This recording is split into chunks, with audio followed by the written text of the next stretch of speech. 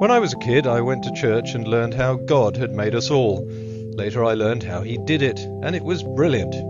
His design is called DNA. A father's DNA combines with a mother's DNA to make a kind of blueprint.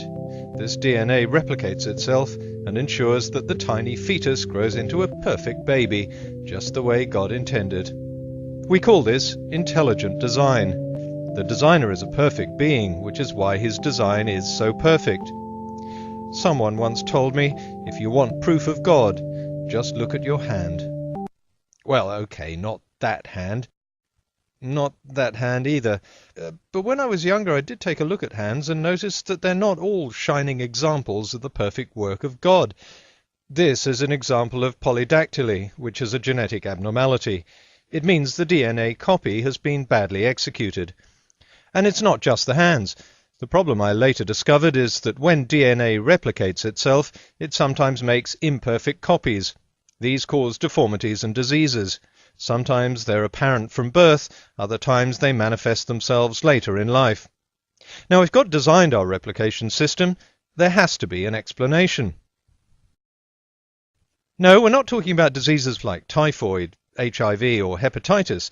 These are diseases and abnormalities that result from God's own replication system, a system he designed. Which is a pretty strange thing for a loving God to want to do. Why? No, that doesn't make any sense. These genetic diseases and deformities strike Christians, Muslims, Hindus, Buddhists and atheists alike. Christian Filipinos don't get tested any more than Muslim Filipinos. Then why aren't all babies deformed? 10% of 5-year-old children have some form of congenital abnormality, and that's a lot. But if babies are sinners, why don't we all get these abnormalities, and in equal measure? Some abnormalities are worse than others. But animals get exactly the same abnormalities too. They don't have original sin. Why are they being punished? Maybe they will. But that doesn't tell us why God has designed a replication system that's deliberately or even accidentally flawed. What's the point?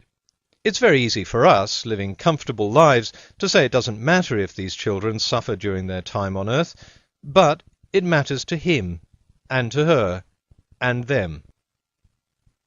But God is supposed to be immeasurably wise, perfect, and powerful. We can treat some of these diseases and fix a lot of the deformities. Spina bifida can be prevented with a simple dose of folic acid. If babies with cleft palates get surgery early on, they grow up perfectly healthy and happy.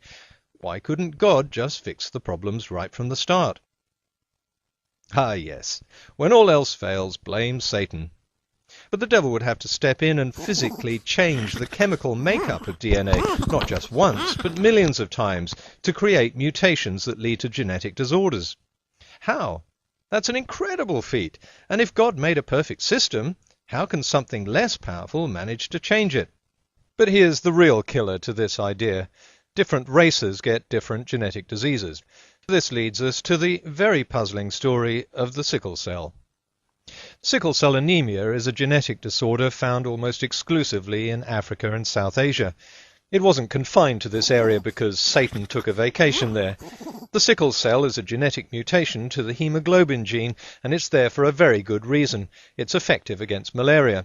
It's perfectly consistent with the idea of evolution, because people with the mutation had some advantage in combating malaria.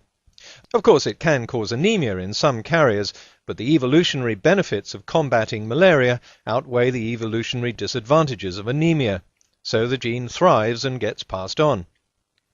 But if we go to the idea of intelligent design, the sickle cell makes no sense. For a start, why would God want to protect only some people in the world against malaria and not others? The natives of South America have no such protection. And why, if God is trying to protect Africans and people in South Asia with this gene, is the gene so defective that it has side effects? The fact is that the DNA replication system is far from perfect, and sadly every baby that's born isn't a little miracle. Some of these genetic defects are very old and affect the entire human population. Others are more recent and affect races that share a genetic history. The oldest of the lot affect both humans and animals. The DNA molecule is very large, which means its replication is often messy and flawed. Every time DNA makes a copy of itself, some parts get miscopied. Most of the time the imperfect copy is barely more than a nuisance to the individual: a longer neck, a smaller nose, a bigger brain, or a hairier body. These traits may even be useful, so over time more individuals will inherit them. But sometimes the bad copies produce gross abnormalities in animals as well as humans. There's one final twist in the tale. Recently the Human Genome Project mapped our DNA and located every active part of it.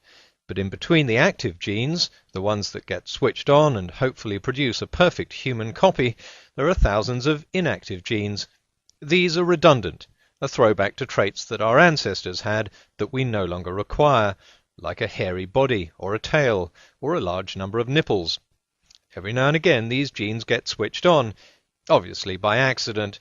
This isn't intelligent design. There is, of course, overwhelming evidence that our genes are inherited, that mutations are hit and miss, and the successful ones get passed on. That's how animals evolve.